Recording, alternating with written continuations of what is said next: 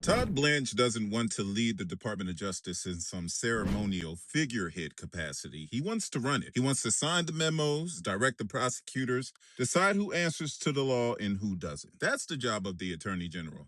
And right now, as of this week, his path to that chair has hit a brick wall. So here's the whole debate in one sentence. The man nominated to the top law enforcement officer spent years as the president's personal criminal defense attorney. The Attorney General isn't just another cabinet member executing the boss's wishes. It's the one seat at the table built sometimes to say no, to enforce federal law neutrally, protect prosecutorial independence, and answer to the Constitution before answering to political loyalty. That's the standard.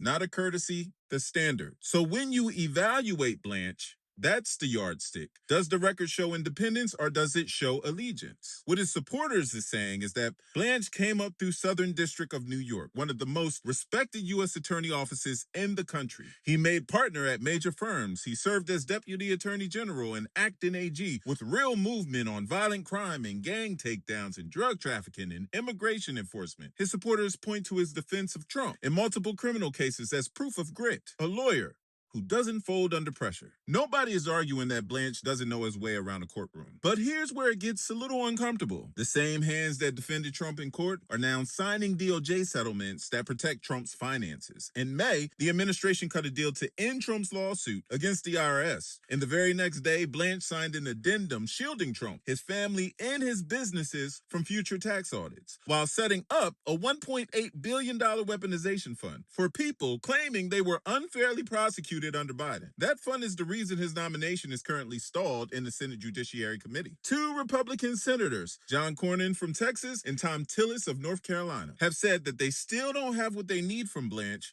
to vote yes. At his July 15th hearing, Cornyn pressed him directly. I believe you have said that the weaponization fund is a moot issue. Is that your position? Yes, it is a moot issue, meaning there is no weaponization fund. The weaponization fund is dead. It's not moving forward. Well, I would refer you to the settlement agreement. Do you happen to have a copy of that in front of you? I do not. Okay, Senator. well, you probably know what's in it. I'm familiar with it, yes. I'm sure you are. On page 4, this settlement agreement may be modified only upon the written agreement of the parties. Has there been a written agreement of the parties to modify the settlement fund? No, the settlement fund's just not moving forward. There's no modification. It's just, it never started. No money went from the Treasury to any other account. There's no commissioners. It's not moving forward. Is the settlement agreement enforceable as a contract by the parties? Well, yes, it's an enforceable document. So I suppose if President Trump's counsel sought to enforce it, they potentially could. Including the weaponization fund? Well, they could try to enforce the contract. They can't force the Department of Justice to move forward with the weaponization fund. They could potentially say that, I suppose, that we breached by not moving forward.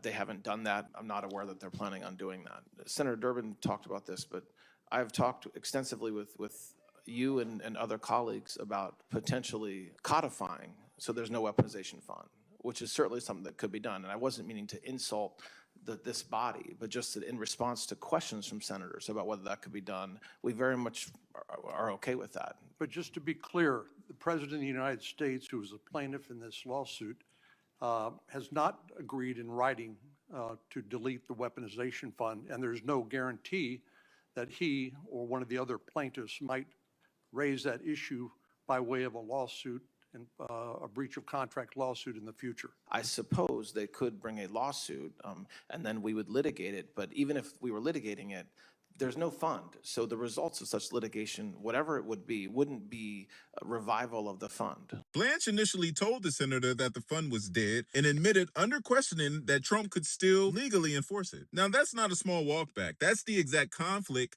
critics warned about, confirmed out of the nominee's mouth. So as of this week, Judiciary Chair Chuck Grassley still hasn't scheduled a committee vote. Cornyn remains far from a yes, and it will take only one Republican no to sink the nomination in the committee.